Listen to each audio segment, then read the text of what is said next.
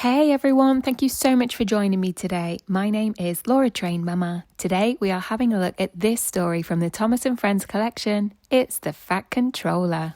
This is a story about me, Sir Topham Hatt, or the Fat Controller, as my engines call me. I have loved trains ever since I was a boy, but engines are sometimes as troublesome as trucks. One morning, the Fat Controller was eating his usual breakfast of toast and marmalade. Lady Hatt was pouring him a cup of coffee when the telephone rang. "Bother that telephone," said the Fat Controller, frowning. "I'm sorry, my dear," he said to Lady Hatt a few minutes later. "The engines are not behaving themselves. I must go at once. Engines on my railway do as they are told." When he arrived at the main station, there was a tremendous noise. The passengers waiting on the platform were angry. The Fat Controller went into his office and sat down behind his desk. Moments later, the station master knocked on the door. "There's trouble in the shed, sir," he said. "Henry is sulking. There's no train, and the passengers are saying this is a bad railway."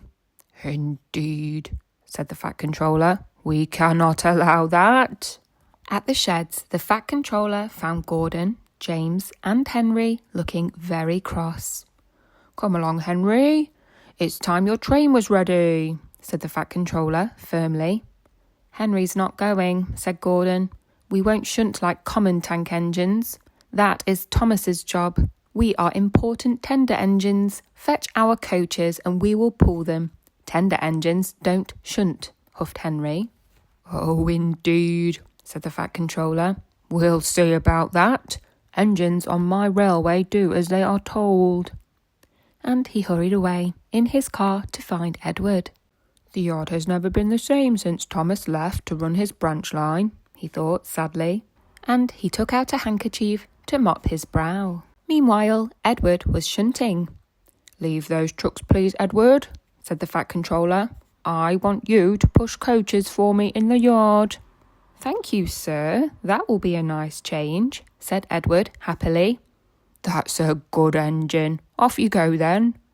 So Edward found coaches for Gordon, James and Henry, and that day the trains ran as usual. But the next morning, Edward looked unhappy. Gordon came clanking past, hissing rudely. "Bless me," said the Fat Controller. "What a noise!"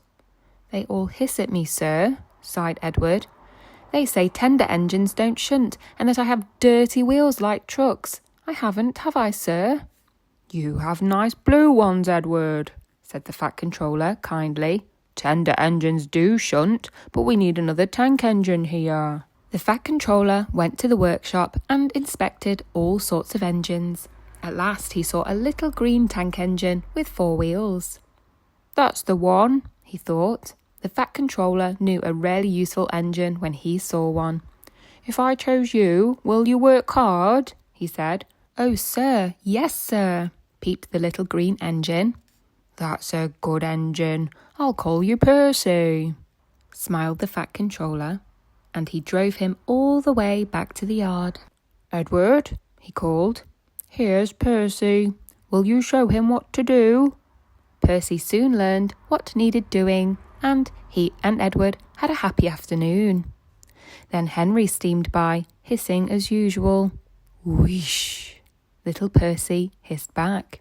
Henry was so surprised he almost jumped off the track. The next day, the Fat Controller arrived. Edward, Thomas and Percy were excited. He told the engines that Henry, Gordon and James were sulking. "They refuse to shunt like common tank engines, so I have shut them in the shed. I want you to run the line for a while." "Common tank engines indeed," snorted Thomas. "We'll show them. And Percy will help too." "Thank you, sir," whistled Percy with delight. Edward and Thomas worked the main line, peeping to each other as they passed by. Percy puffed along the branch line, carrying passengers to their stations. Thomas was worried about Annie and Clarabelle, but his driver and guard promised to look after them. There were fewer trains, but the passengers didn't mind. They knew the 3 naughty engines were being taught a lesson. In the shed, Gordon, James and Henry were cold, lonely and miserable. There was no coal for them, no washdown, and they missed their passengers. They wished they hadn't been so silly. The next morning, the Fat Controller visited the shed. He could see the engines had learned their lesson. "We are sorry, sir," said Gordon. "We were too big for our buffers," added James. "Remember, only really useful engines can work on my railway," said the Fat Controller.